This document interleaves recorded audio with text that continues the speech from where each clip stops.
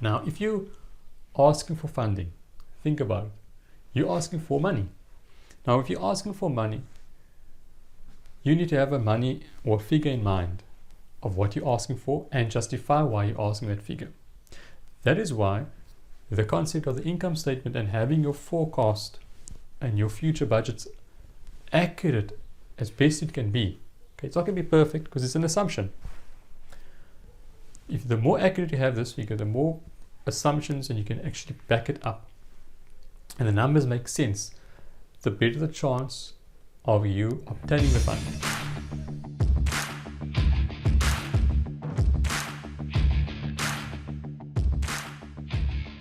So your business plan will have the request. It will either request, let's say in this case with the manufacturing of hats, you might require another machine, a faster machine, a machine that's maybe digital, and with that digital machine you can meet demand.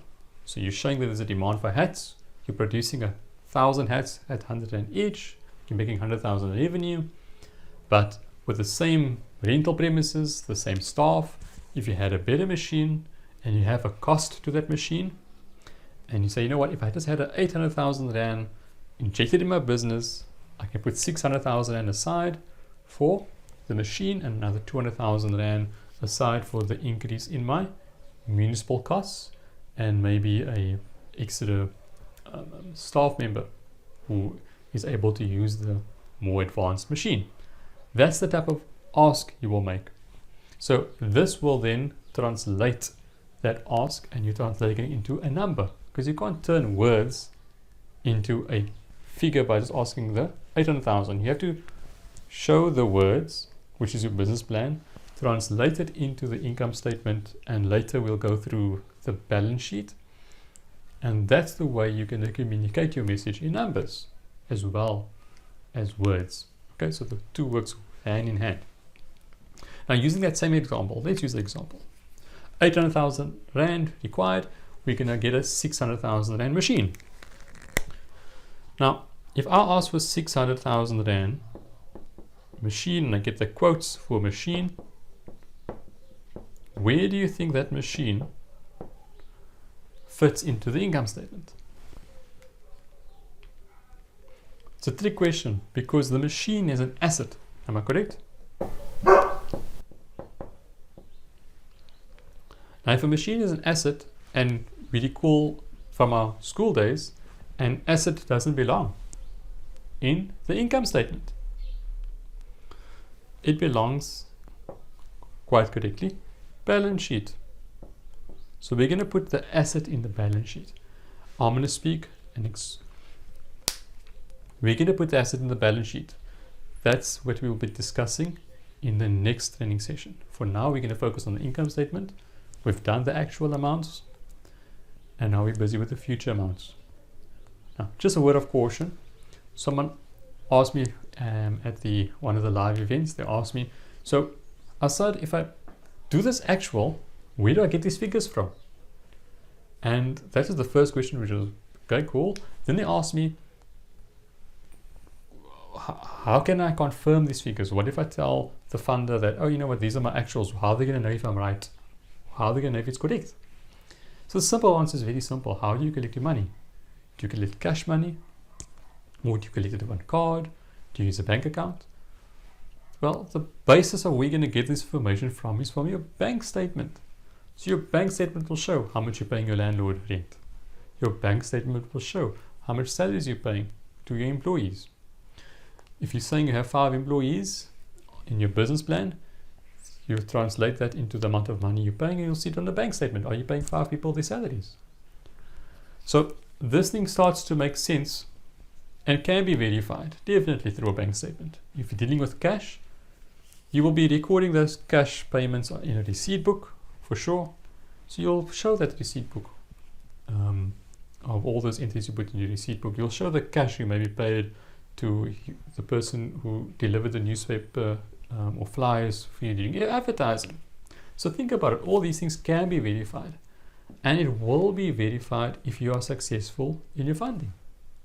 So if someone sees, oh, this person's model looks good, the income statement looks very neat, for sure I can guarantee that they're going to go back and verify some of these amounts.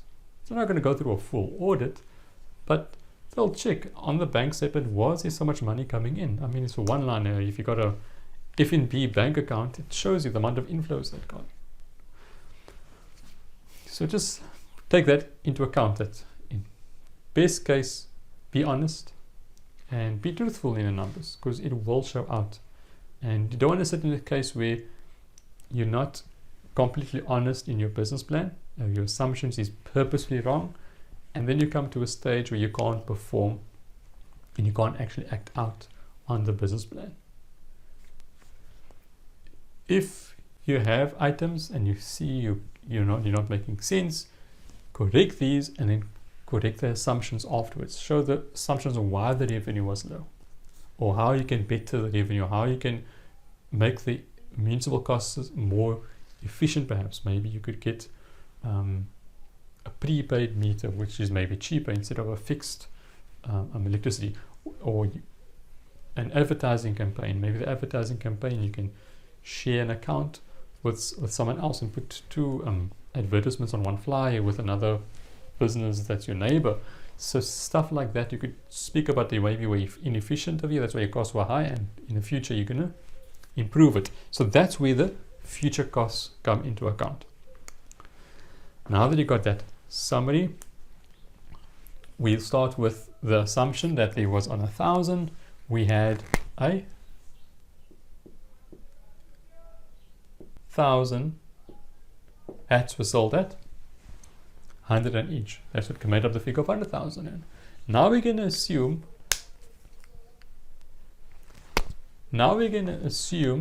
that the company has a potential to make 150,000 Rand.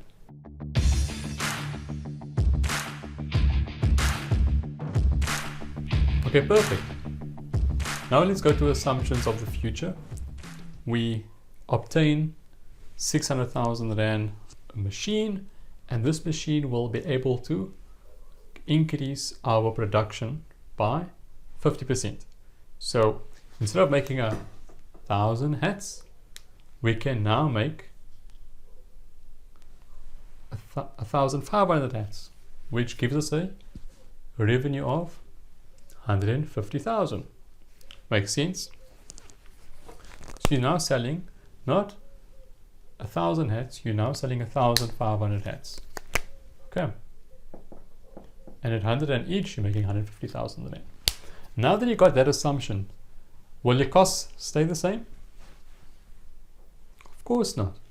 If you're going to have 50% more production over a year, your costs of material might also increase by 50%. Most probably will increase by 50%.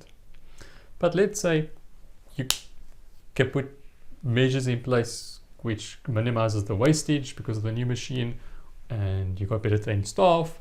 So this is not directly influenced by a 50% increase in the from 15,000 to 30,000. No, it's not a direct relation because of that savings.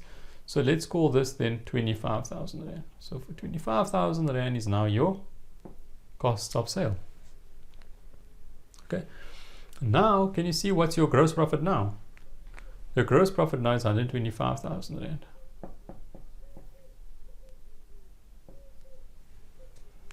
Make sense? If your cost of sales increased here, if your cost of sales increase more than your revenue, then there's some problem in your assumptions. Okay, it should stay the same or maybe get a little bit lower. Okay, if it's a little bit higher, it's not a problem, but if it's a lot higher and you're coming to the same gross profit, it doesn't make sense. If my revenue was 50% more and my gross profit at the end was also 85,000 Rand, then the machine wouldn't actually provide me with any benefit. Okay, so we want to see the first effect to the funder or to the business partner or to someone you're pitching your idea to. They want to see that if this asset is given, this is the increase in sales and this is the increase in the gross profit. Makes sense. Or A second ask can be that, we've got a manual machine, and this manual machine it takes a lot of time, and it takes a lot of storage space. And if we have this machine, a new machine as a digital, it's smaller, it's more compact, we can have less rental costs. Give an example. So you're finding an efficiency model. So instead of finding a high revenue, you're finding a way to reduce your costs. That's the second way to ask for funding, is to reduce your costs. I'm not sure about the reducing salary costs. I might not recommend that. But in most cases, if you can find efficiencies are always good. Now, if your efficiencies were smaller rental premises, or you can work remotely, you don't have to all work in one big warehouse. There's a place you can maybe work remotely in small pockets or from home. You'll be saving a lot on rent, and you'll be increasing the job creation, and more people can work remotely. In that case, your gross profit might stay the same. Might not really increase your revenue because you have the same customer base. You may be selling the same production, but what's happening is you're reducing your rent significantly. And through that saving, you can argue that you require a machine. So that's two ways of looking at it. I'm just looking at this example on the increase in revenue. Now, what's going to happen to your operating costs? If you got this machine, what will happen to your operating costs? In most cases, it will either stay the same, or it will go a little bit higher. Because maybe you're going to employ someone in your business that's got the skill to operate that machine. So in this case, let's add that, and let's say that we're going to provide an increase. We're going to give someone some training, an existing employee, and we're going to pay them a little bit more. So now we're going to put this figure at 55,000 Rand. Okay. There will be an additional cost called the cost of keeping that machine or using that machine. So although the machine is sitting in your balance sheet, there will be a thing called depreciation. And I'd advise you to get an accountant to calculate this for you, because you want to account for that year that you use the machine, some form of usage of that machine. So if the machine got a 10-year useful life and it's 600,000 Rand, on a monthly value, we'll work out at 6,000 Rand. I'm just giving us a pure estimates, okay? Actually be about 5.5, but let's just put 6,000 Rand here as the cost of the machine. So that's something new you will incur. You might also incur repairs and maintenance on the machine. That's something new, because and might not come in the first 3 years of the existing machine, but as you forecast further in the years, you might want to put the repairs and maintenance. Take note, when you do download the template, you will be given two scenarios, the monthly one and the annual one, and you'll notice on all of them the forecast is always going to show 3, 4, 5 years ahead. So you have to make the assumptions for that far ahead, and you can even compare it to your actual. Just take note of that. Now that we've got a total cost is the 55 plus the 6, let's just adjust this one to say 60,000 Rand. Okay, so let's call it 60,000 Rand to make it easy. 45 plus the 6 plus the increase in the salary, we come to a 60,000 Rand. Okay. So what has happened to our net profit? Our net profit has increased. Take the 125 minus the 60, we come to 65,000 Rand. We added 28% tax on that, keep it consistent, and then we come to a net profit. Now comes the next question. We come to the bottom and we see this is the difference. This is what we were making on a monthly average. This is what we're going to increase our monthly average to. Can you see it's almost over 22,000 Rand? Basically, it's actually, what's it on? 28 plus 46. We're looking at an extra 18,000 Rand at bottom line.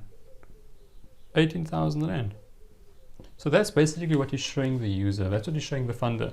If you give me 600,000 Rand, I'll be making, after every revenue, after every expense, after every tax that I pay, I'll be making a net profit after tax additional of 18,000 Rand. And if you translate that into 12 months, I don't have a calculator on me right now, but we're looking at something over 205,000 Rand. Now, in 3 years' time, that asset will have paid for itself, and if the asset lasts 10 years, it makes business sense to fund your business. And that's what's good about having the business plan together with your income statement. But bear in mind, you have to understand and decipher the costs. A lot of business owners, I notice, they don't have accurate record keeping, or they don't keep their books up to date. Now, if you understand what the outcome is, this is the ultimate outcome you want. If you take a little bit of courses out there, or you follow some of my other training on how you can record keep and keep your financials clean, how to keep order in your invoicing. If you just do the simple steps every month, this part becomes very easy. And once you've got this part, it'll be much easier for you to approach for funding and approach for either businesses, for you to partner with them, for someone to maybe fund your business or to join in partnership or collaborate. If you can display this, you've won half the battle. Now in the future steps, we'll be speaking about the balance sheet. Now, the balance sheet, I must advise, it's a little bit more complicated, but I'm going to try and simplify it for you in a very simple case, the same way that I've put the income statement into its 4 components.